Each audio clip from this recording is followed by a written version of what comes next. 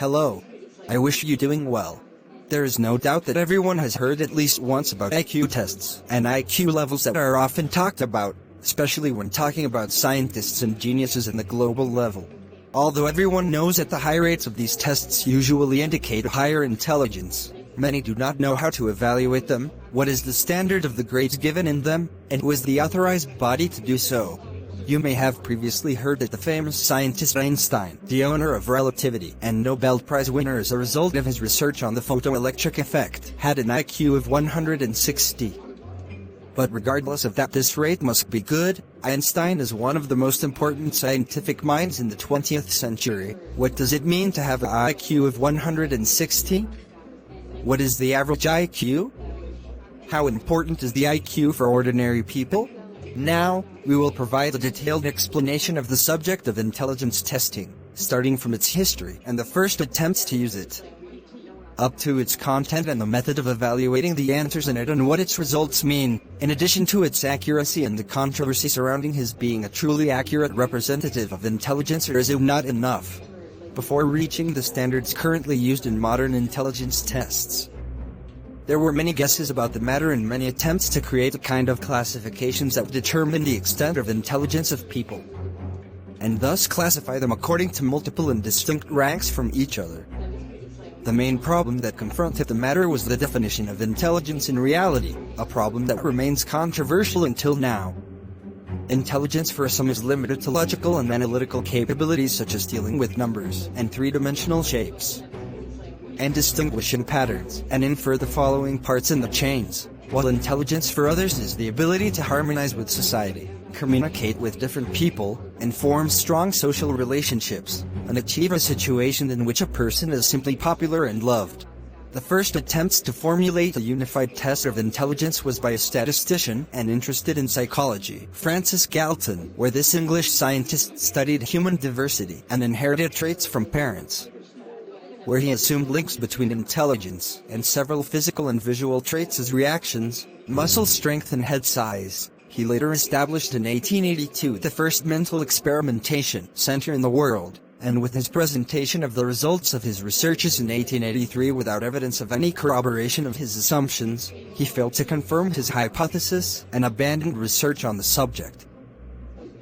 The second and most successful attempt to present the test constituted an acceptable standard of intelligence by French psychologist Alfred Binet, who published in 1905 in cooperation with Theodore Simon a test named in their name, aimed primarily at determining the condition of children in schools, if they were normal or mentally retarded, as their view was that children who achieve results below their mental age are considered patients and not just slow, and must be placed in their own shelters.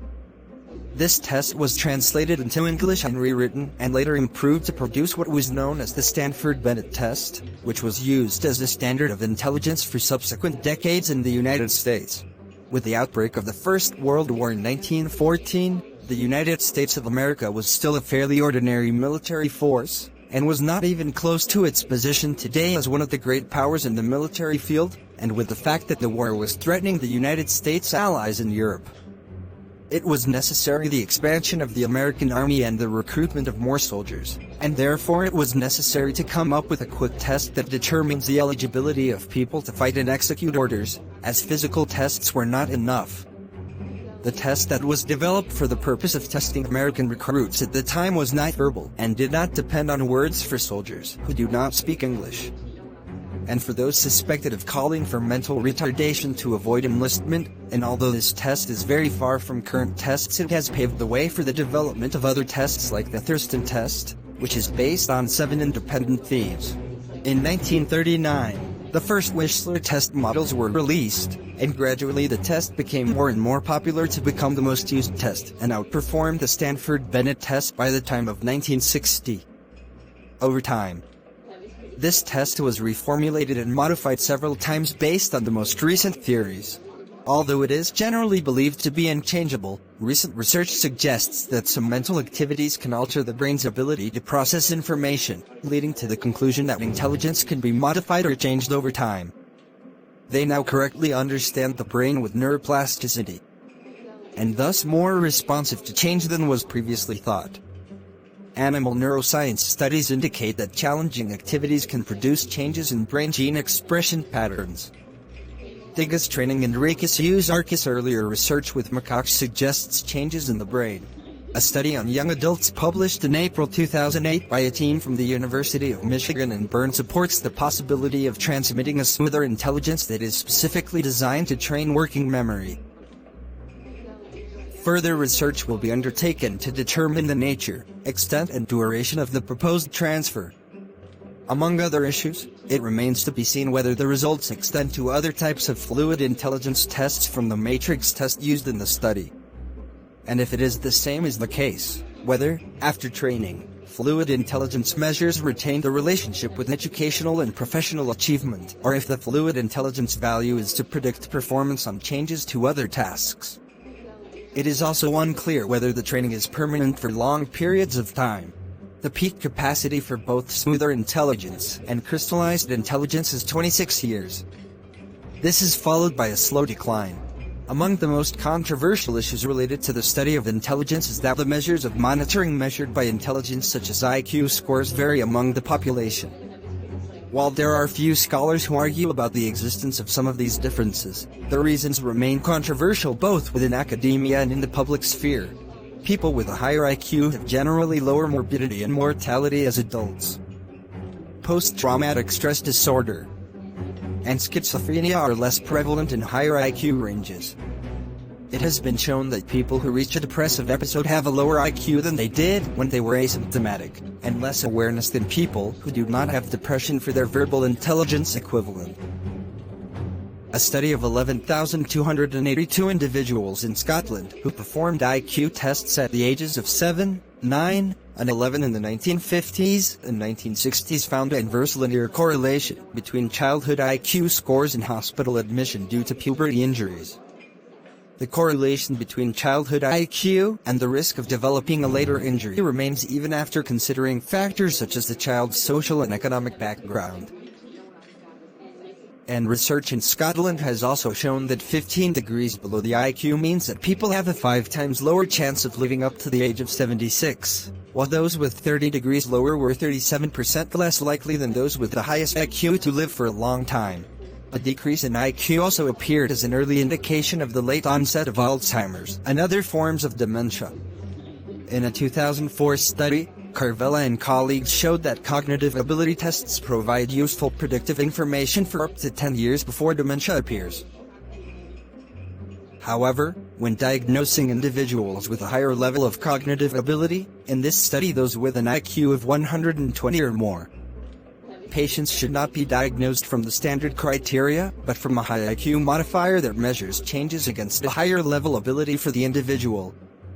In 2000, Professor Wally and colleagues published a paper in the Journal of Neuroscience, which examined the links between childhood mental ability and late dementia. The study showed that the levels of mental ability were much lower in children who eventually developed late beginnings of dementia compared to other children who were tested. There are several factors that can lead to a significant impairment of perception, especially if they occurred during pregnancy and childhood, when the brain development and the blood-brain barrier are less effective. Such a decline may sometimes be permanent, or sometimes it may be partial or total, compensated for by later growth. There are many harmful factors that can also join, and may cause a further decrease.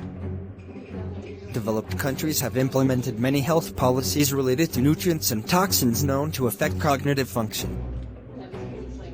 These include laws that require the fortification of some food products and laws that set safe levels of contaminants, such as lead, mercury, and organic chloride.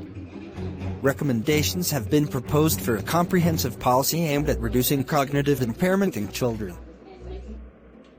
In terms of the effect of individual intelligence on health, it was found in one of the British studies that the high level of intelligence in childhood is linked to the individual's chance to become a vegetarian in adulthood. In another British study, it was found that high childhood IQ was inversely related to smoking opportunities. Men and women had statistically significant differences in average scores on special ability tests. Studies also show the consistently greater difference in performance in comparing men with women, that is, that men's grades are more prevalent throughout the spectrum. IQ tests are important in these gender differences, so there is no average bias in favor of either gender, but the permanent difference in diversity has not been removed. Because the tests are so specific that there is no mean difference, it is difficult to put any meaning in the statement of one of the sexes with a higher intelligence than others. But some people have made such claims even using unbiased IQ tests. For example, there are allegations that men tend to outperform women on average by 3 to 4 based on IQ tests for medical students, where the biggest difference to men's intelligence is expected to contribute to the outcome. Or when the correction is dependent on maturity for different ages. We done now. Thanks for watching. Goodbye my friends.